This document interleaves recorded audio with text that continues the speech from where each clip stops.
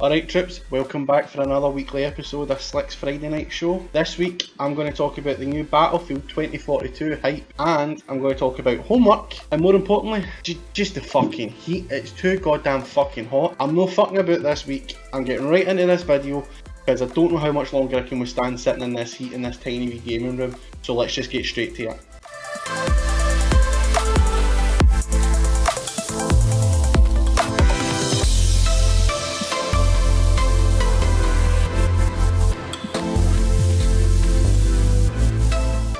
Now, if you're a gamer, even if you detest the whole FPS genre, there's still no doubt you've heard the hype about the new Battlefield game coming. EA and DICE have finally announced the Battlefield 2042 that's getting released to their franchise. Now, I think it was announced last month and it's due to drop October the 22nd this year, and thankfully it will be available on all the last gen consoles such as PS4 and Xbox One. Thank fuck though, am I right? I mean, I've still never seen a PS5 or an Xbox One Series X in person yet. Thanks Bitcoin. Now, the hype around this game just seems to be unreal at the moment. It's already been dubbed a COD killer, meaning this game is going to shoot Call of Duty out the water. The updated game mechanics, game modes, and also the new graphic engines make this game look like the absolute dog's bollocks already. But not only that, they've now went ahead and announced yesterday or the day before the Battlefield Portal. If you're wondering what this is, it's basically Halo Forge. It's a sandbox game mode where you can create your own maps with guns, weapons, etc. Apparently everything's meant to be fully customizable from everything from all of the backlog of Battlefield games. Now, like I just mentioned there, it's like Halo Forge, and the last time I probably used a sandbox game mode probably was back in Halo 3 days. That was a long fucking time ago, and I think it's been well overdue that a game brings this out. Now, I do know there is something along those lines in Fortnite, but Fortnite's a bit shit. Sorry. Now, I personally can't wait for this game to come out. I've always preferred Call of Duty. Me being a bit of a lone gamer, Call of Duty is always perfect for my lifestyle. I used to jump in, play a few games on multiplayer, maybe team deathmatch, free for all. I would play until I get sick of my ass being fucking handed to me, and then I'd just jump right off. However, being more of a social gamer these days, through my live streams on Twitch, I do feel like Battlefield is going to take the prime spot for my content. A bit of teamwork is always needed in Battlefield, and at least that's my personal opinion. However, I have started branching out to being more of a social gamer, and I'm sure my viewers won't let me down if they ever want to join in and play a couple of games with me, so that I'm not short of teammates. Now, I reckon time will only tell if this game turns out to be as good as the hype makes us all believe. But to be honest, I do have high hopes for EA and DICE to smash this one at the park, and I do hope they come through better than CD Projekt when they brought out Cyberpunk 2077. I'm glad I did not buy that game.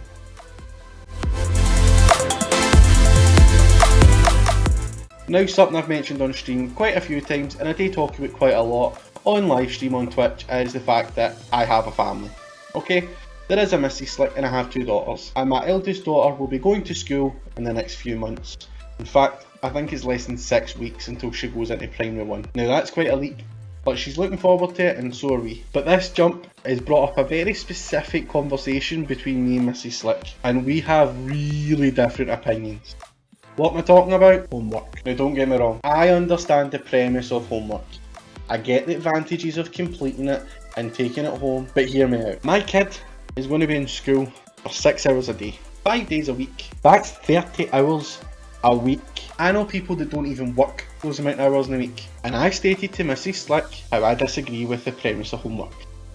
And I'll tell you why. Because I believe that if you, the school, can't teach my daughter everything she needs to know within 30 hours in a week, then either you're doing something wrong, or maybe there's something wrong with her. I don't mean that in any negative form. What I mean is, maybe she might need a bit of help with more maths, etc.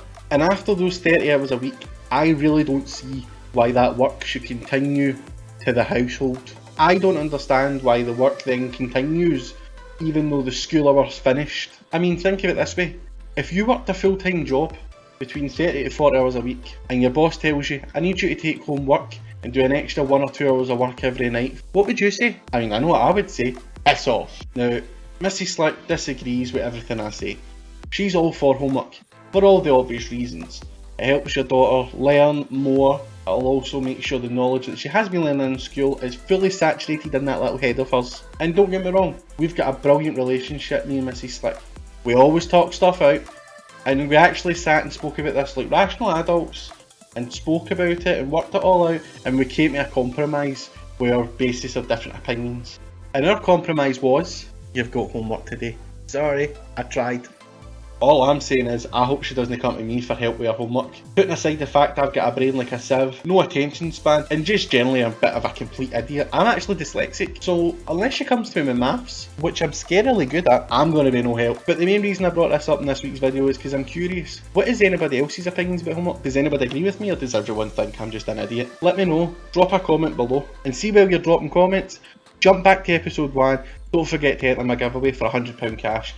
It's only 9 days left until it gets drawn, so you better hurry up and enter it if you want a chance to win.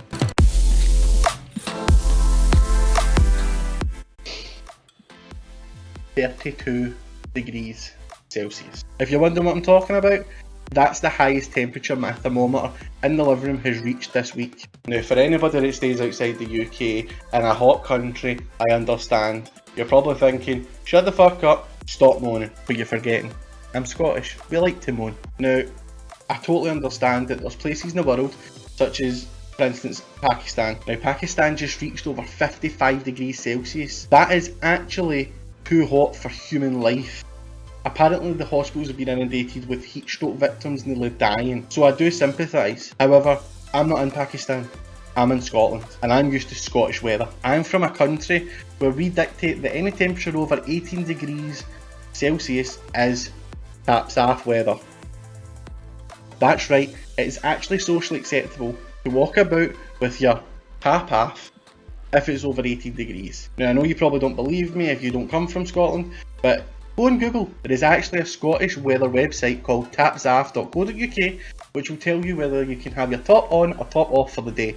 And before anybody gets too excited, I would just like to point out that it is mostly 99% guys. We don't have many women walking about topless, so don't think about immigrating because you're going to be sorely disappointed. The only women who do have their tops off, you don't want to see have their tops off. Now, if you watch my Twitch stream when I'm live, you'll be no stranger to Avish, my friend from Mauritius, who is my Call of Duty Warzone buddy. We're on most nights together playing Warzone. Now, he comes from a country which is off the east coast of Africa. If you don't know where it is, go and look in Google Maps, okay? Even Avish is sympathetic to my plight with the heat issues that are going on in my house. And I would love to say I'm jealous of the weather where he is, except it's still over 17 degrees and he's complaining he's shivering, whereas I would still be sweating. 17 degrees, that's easily barbecue weather for us in Scotland. All I can say is, I hope the weather cools down and cools down fairly quickly. I know there'll be people hating me, saying, no, don't say that, but I don't care. I can't deal with it. I'm too fat for this heat. I'm actually so over sitting in this gaming room / studio with no airflow in 25 degree heat on a live stream on Twitch, trying to concentrate on getting those wins on Call of Duty when my balls are stuck to my thighs and I have swimming pools collecting under my titties and behind my kneecaps. I have started to sweat in places I didn't know I could sweat from. Whether that's old age kicking in or the heat, I don't know, but I don't like it. Now, I can't suffer being in this room any longer, and I did say this video would be a quick one, so I'm going to sign off for just now, but don't forget to subscribe to my channel and like the video. And I do think it would be good of you to subscribe and like, as I still have another few hours of editing and uploading to go. Anyway, I'm off for the now, I'll catch you later, trips.